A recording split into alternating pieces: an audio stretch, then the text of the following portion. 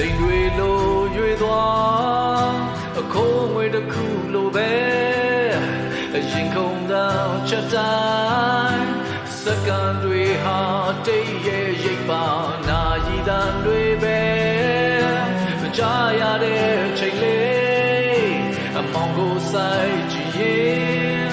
အညာနဲ့တကောင်ရန်ဘဝရဲ့ပုံစံပါတွေထားခဲ့မလေးရာသဝင်းသမိုင်းစာရွယ်ပါတွေ